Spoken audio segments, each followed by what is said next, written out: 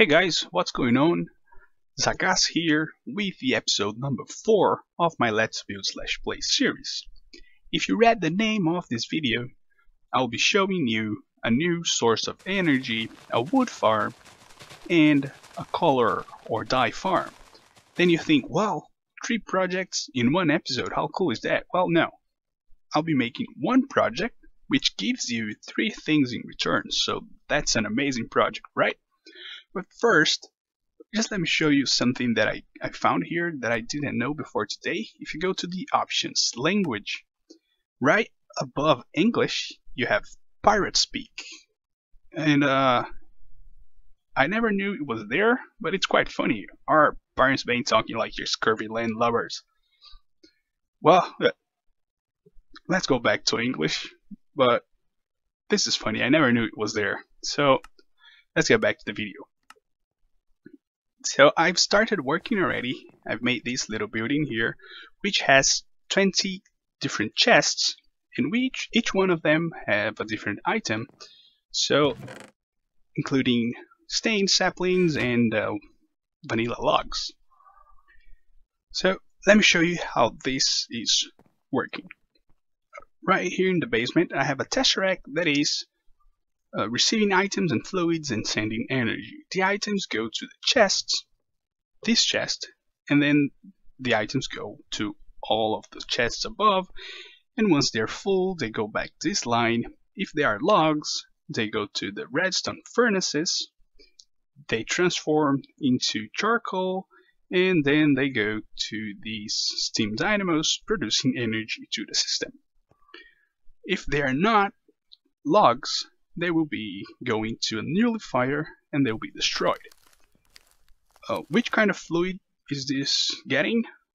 It is sludge, and it goes to 2 sludge boilers that will produce some random items, which I'm sending them to a nullifier as well, because I don't really need the items generated by the sludge boiler. So this is sending energy, and you might think, to where? I'll show you.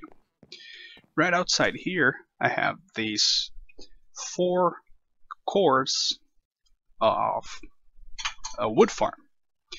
They consist of each one of those 4 harvester and planter, and they are planting these stained saplings, and the harvester are collecting the wood and the sapling, as you can see right now. So there are 16 different colors in Minecraft, and with this Project Red mod you can get 16 different saplings that they work just like dye.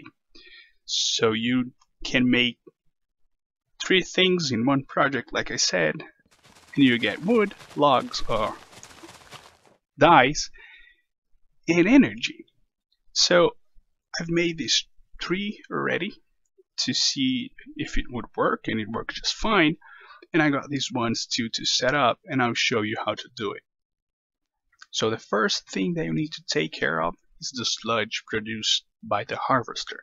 So I'm sending it to the tesseract right here, which is in the same frequency as the one that I had inside the building, but this time it is sending items and fluids and is receiving energy. So the second thing you need to take care of is energy. The energy comes to the tesseract, and you need to give power to the 4 planters and the 4 harvester. So every time that you have an intersection of more than 2 energy conduits, I recommend placing a energy cell. Otherwise it will work not great. So I still need to power the harvester, and I'll do it by doing this, and the same thing over here. So now all the planters and all the harvest have energy. Now I need to take care of the items.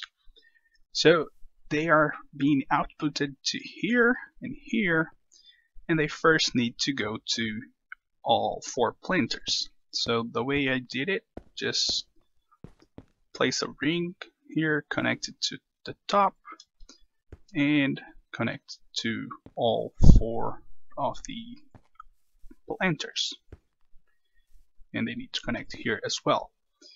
If you want the items to go first to the planters, you need to set these as vacuum and do the same on all 4 planters. And once that's done, you can set the items to go back to the tesseract. And if you want the items to go here last, set it to dense. Now, on every end of your item ducts, you need a pneumatic servo so that you can whitelist what kind of saplings you want here. So let's say that I want a light gray stained sapling, and then you set the planter to plant this sapling and then put it on its inventory.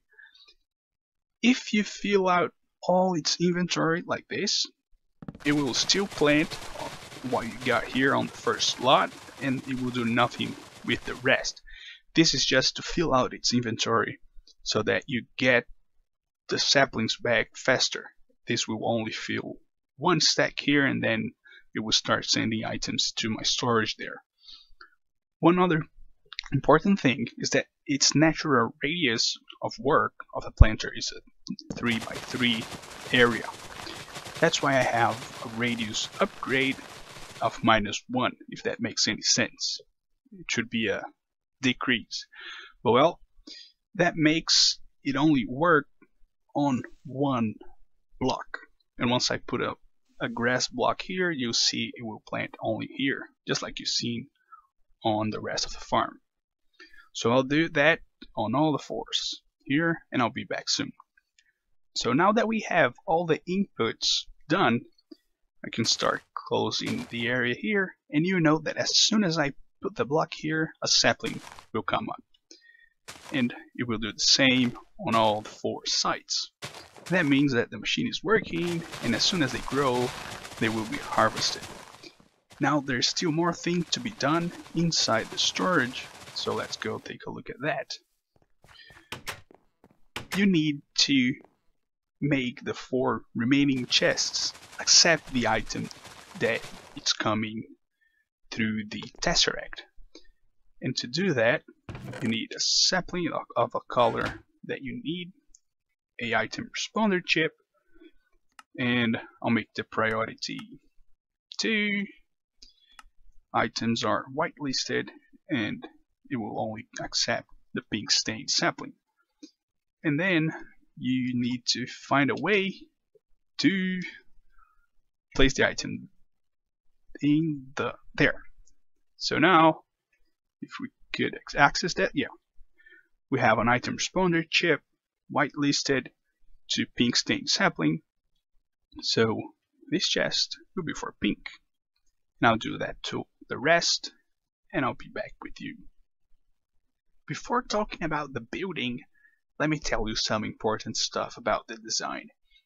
I was making some stress tests, trying to bone meal as much saplings as I could, as fast as I could, and a couple of things were slowing me down here.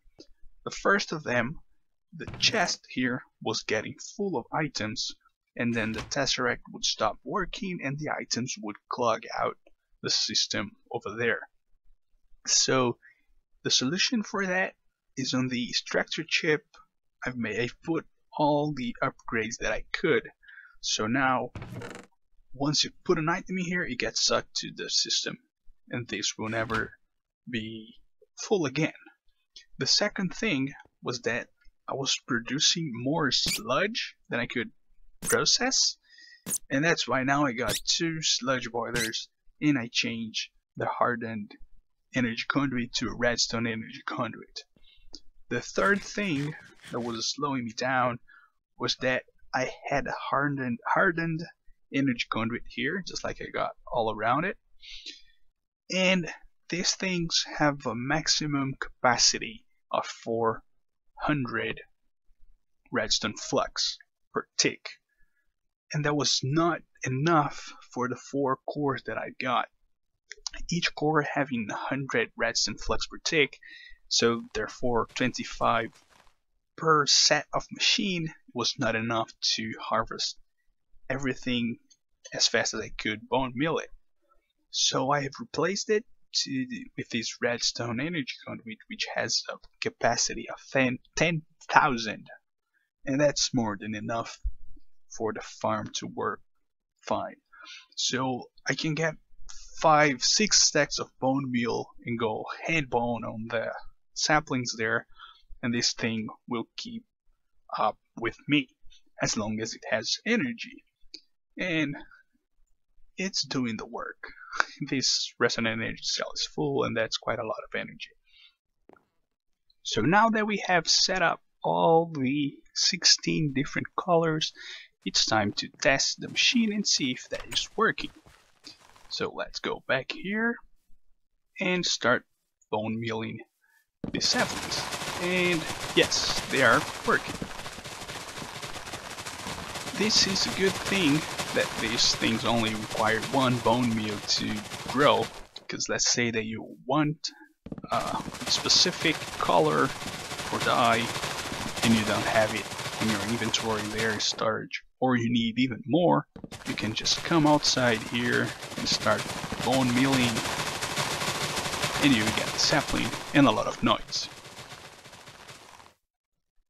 Oh, and don't forget that first your planter needs to have a stack of saplings before it goes to your storage right there. So don't fear if you're not getting saplings right away. This needs to fill up first so that you can start getting the profit. So now let's take a look at this building, shall we? Since I am on this redwood forest biome, I thought I would build something at least red or reddish. So for the support pillars, I'm using the redwood wood, of course. For the fences on the outside as well, this here is a little working area for a lumberjack that lives here and is harvesting all this wood. But I'll actually use these as a room for expansion if I need to. This will be empty for now. Oak wood, it's not oak wood, it's spruce wood as floor all around it. I think it looks nice. Simple doors, carpenter doors. The inside is pretty standard, nothing interesting. Oh, 4 different kinds of cobblestone, just like in my other buildings. I think they look good together, and they have a little red in it. They look well with everything else. So let's talk about the walls. I wanted something red to fit the theme. Then I saw the bricks, but they looked too small. And then I saw what I could use them on, and I saw this reinforced glass wall, and I decided to use that. It has connected texture on these for the borders, and I think it does the job. It's red, and it makes a wall, so it works. Now, as you all know, I like to use collapsible blocks as the roofs instead of the paths, so that I can make like this sloped roof here that I think it looks really nice. And the type of wood that I'm using here is redwood slab, but from the Natura mod, not from the Biomes on Plenty. So it's a different tree. It's not this one, it's a bigger one, quite easy to find on your map. Also, one thing that I made from the last episode, which I built this witch hat, and this one, I made these paths connecting my buildings, the blacksmith hut, the witch powered generation, and the mine. So what I'm using here is rough brown stone from Tinker's Construct. It makes you run a little bit faster. I don't know if you can see the difference walking on it and not on it. And sometimes if you jump, you go much faster. So they're good to make as a path, and they look alright. They go well, they have the same texture of the grass, and I think it does the job of connecting the structures. So now the last thing is that I want to show you how this looks on specs, and you tell me which one you like better. Hey, to be honest with you, I like the specs better for this building. Everything still looks red, the bricks looks very nice, and the roof still looks good. It's not, the redwood's not too red anymore, it's darkish, but it looks great, I think. The specs for this building is better than vanilla, and for the path, the rough brownstone, they are actually brown, which makes a much nicer path. If you look all around it, I think this looks great in specs and even on vanilla. One last thing that I forgot, have you ever seen a screenshot, a picture of a deforested forest? You will see that they left some logs, like small parts of the base of the tree they left behind because they cannot remove the tree, they cut it down. And since this is a wood farm, I've placed random logs all around it to represent that this section here is a wood farm. You're cutting the wood, they're planting the trees and cutting the wood. So you see all the saplings and all the logs cut. And it looks very nice. The fence there is to prevent mobs from getting inside of here. And they don't do the work very well because everything else is open. So that's going to be about it. So thank you all for watching, guys, and I'll see you later.